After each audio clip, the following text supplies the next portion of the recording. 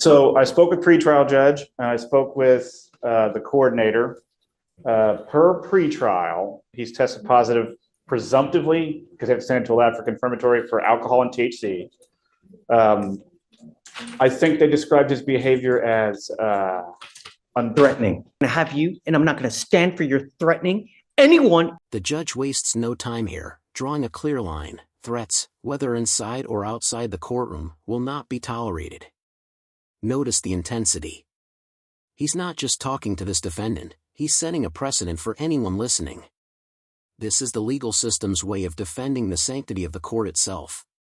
Think about it. In a world where threats go unchecked, how can justice truly exist?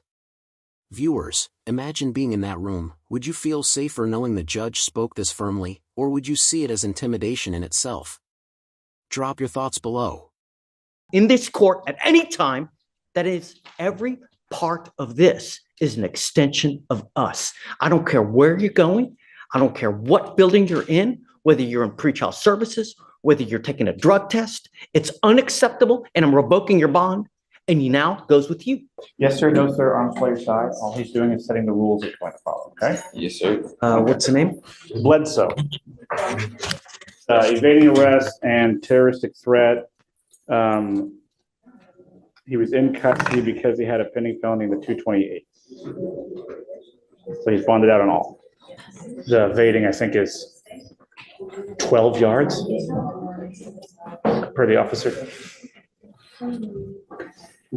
So I see that on 10/17 of 24, he picks up a felony assault.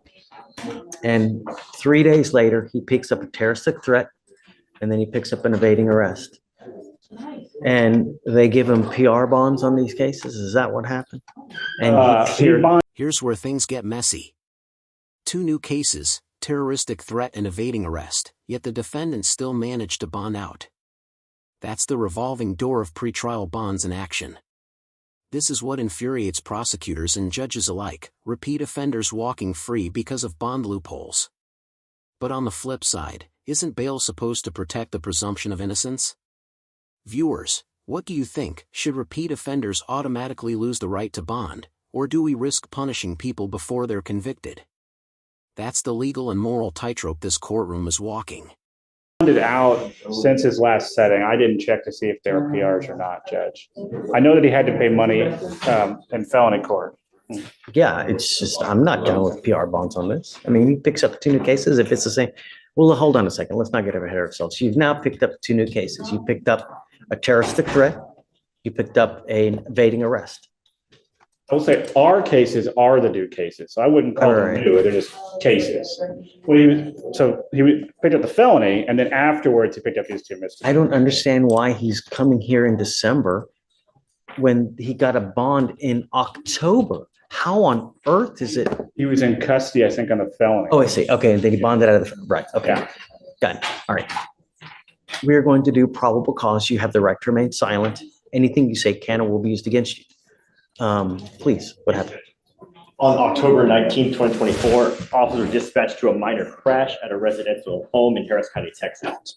The call described a male at the location crashing his motor vehicle, then pulling a gun, and was trying to fight people at the location. This is the turning point. The police report reads like something out of a movie: crash, threats, a gun allegedly drawn, and then a chase. Yet here's the twist: no weapon was ever recovered. Think about the implications. The complainant swears he saw the defendant reaching for a gun and feared for his life. But legally, without a weapon, prosecutors face an uphill battle. This is the classic courtroom dilemma. Does fear alone justify charges like terroristic threat? Or do we risk convicting someone based on fear rather than hard evidence? You decide. When officers arrived at the location, they observed people at the location pointing at the defendant. Upon contact with the defendant, the officers introduced themselves as Houston police and told them to stop. The defendant then walked into his residence and came back out approximately 2 minutes later. The officers instructed the defendant to come towards them, but the defendant began to evade on foot from the officer the second time. The defendant ran approximately 12 yards from the officer before placing him in handcuffs. A person search on the defendant revealed he had a prior arrest and an active felony warrant. Upon contact with the complainant advised the defendant was driving up and down the street in his car and crashed. The complainant stated the defendant began to tell the complainant he was going to shoot him and kill him. The complainant advised the defendant then began to reach into his waistband and kept saying he was going to shoot him. The complainant feared for his life and felt threatened by the defendant's statement. I'll say gun was never found. No charges where the gun were ever filed. They charged him with terroristic threat. They would have charged him with ag assault if the police had believed that a firearm was used. Mr. Bledsoe, let me make something perfectly clear to you. I will do everything in my power to protect my public at all costs. And I don't care if I have to make your bond $2 million. I'm going to do everything in my power to protect my public at all costs. Do you understand? Yes, I don't care who you are. I don't care where you come from. I don't care what, nothing. I want my county safe. You will be signing an affidavit with me today, promising me that you're not going to have any weapons whatsoever. And if I find that you have a weapon, I can have a contempt hearing. You're looking at 180 days in jail every time if you're caught with a gun. Do you understand? I'm sending you now for a drug test. I want to know what, if anything, is going to be in your system as well. I'm ordering you not to use alcohol or illegal drugs, and I'm going to test you like crazy. Do you understand? This judge pulls no punches. He's crystal clear: carry a weapon, and you'll spend 180 days behind bars for contempt. Notice how he personalizes it. I don't care if it's a gummy, a joint, or Delta 352. He's showing his cards here: zero tolerance, zero excuses. It's also strategic. By tightening restrictions and making the consequences brutally clear, he's trying to steer the defendant into compliance. But is this tough love approach effective rehabilitation, or just intimidation masquerading as justice? Viewers, if you were in the defendant's shoes, would this scare you? Yes, sir. What do you do for a living? I work for Leland Airmark Bakery. Okay, that's what you need to concentrate on. Working a lot so that your time is occupied. When you have too much time on your hands, you become self-destructive.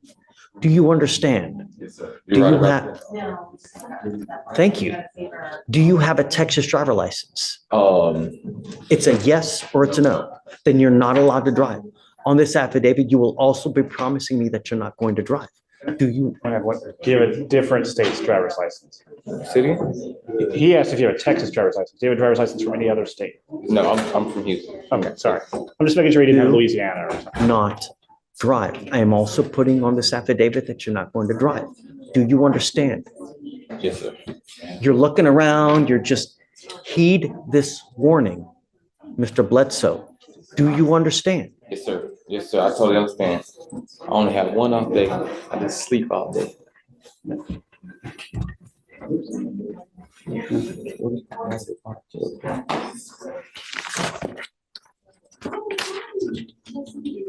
Did I hear him say that he had an objection? No, most definitely not. He was just No. asking me a question. Okay, No just objections. don't use. Stay out of trouble. You're in enough hot water as it is.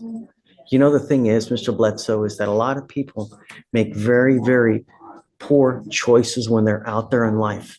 And sometimes that choice makes it to where you will live the next 40 years in a 6x9 box. And I'm going to tell you now, I've read have you been to prison before? Nope. I want you to hear me. I've read stuff about what happens in prisons, and it had me in tears. It was as bad as could possibly. If you think of your worst nightmare, it's worse in our Texas prisons. They don't give a rat's behind about you, and you will be passed around like a proverbial doll. It's awful. Believe me, it's not worth it. Don't have. The judge paints a terrifying picture of prison life, raw, unfiltered, and designed to shock. He's essentially saying, your worst nightmare doesn't even come close. Now, some might argue this is a scare tactic, bordering on fearmongering. But others will say it's a dose of reality that most defendants need to hear. Here's the moral tension: should judges use fear to enforce compliance, or does that risk undermining fairness? And be honest, if you were in the gallery, would this speech make you respect the judge more, or question his impartiality? a gun. Yes, sir. All right. Thank you, Judge. All right. If I can, Judge, I don't believe there has been actually any evidence presented to warrant a Hold bond on, Stephen. revocation. She told me yesterday that there had been multiple threats. So, all right, to circle back, there's a couple things. In speaking with pretrial, I have not received any information about threats. I've received information about cursing and rude behavior. Yes, Judge. Don't There was speak. no like threat of like harm or anything like that. It was just more so attitude. He was making people in our office a little bit uncomfortable just with his demeanor and the things that he was saying, but none of it, to my knowledge, has been anything, putting anyone in danger, threatening danger, anything of that sort. This is where I You will. have an open criminal case. You're to be humble and contrite. And when you're not, and when you're threatening, abusive, harassing, I'm going to take care of you and I will light you up like a damn Christmas tree. Do you understand? It is unacceptable, the behavior that you have displayed here with myself, with pretrial, with the people down over there. And if you don't straighten up and fly right, I'm going to be all over you. Do you understand? One false move again. This is not supposed to be a happy time for you. And I don't know what I need to do to get your attention. But next time, I will classify you as a danger, revoke your bond, and make it so high you will have teeth falling out. Do you understand? Take a seat. Thank you, Judge. Back to your point. Do you have a preference on the reset date, Judge? He's got it So down. tell me what he tested positive for. It was THC and alcohol, Judge.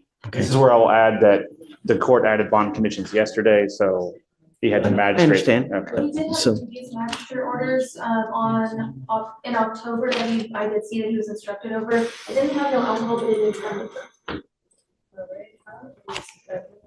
October what? October 14th, 15th. Give me the last name again. Bledsoe, BLED. Oh, no. He's still smoking weed then. I mean, if they told him not to use any kind of illegal drugs and he tested positive right now, give me the date, please. Come up, Mr. Bledsoe. You're not off the hook yet.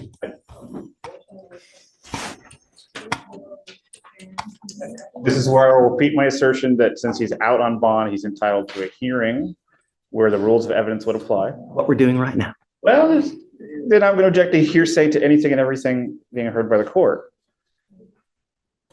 What day was the magistrate condition for no using, please? October 20th.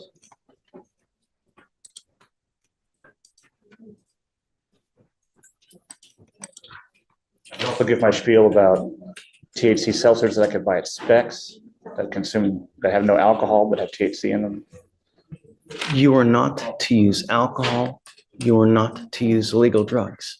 I'm going to give you the benefit of the doubt, and I'm going to test you again in 2 weeks from today. If you test positive for THC again, and I don't care what it is, I don't care if it's a gummy, I don't care if it's a joint, I don't care if it's Delta 8, if it's Delta 9, if it's Delta 352, whatever it may be, you will stay with me. Do you understand? Yes, sir. Get whatever records you need. But if you test positive for THC again, Yes, you're sir. on notice now. You will stay with me. Yes, sir.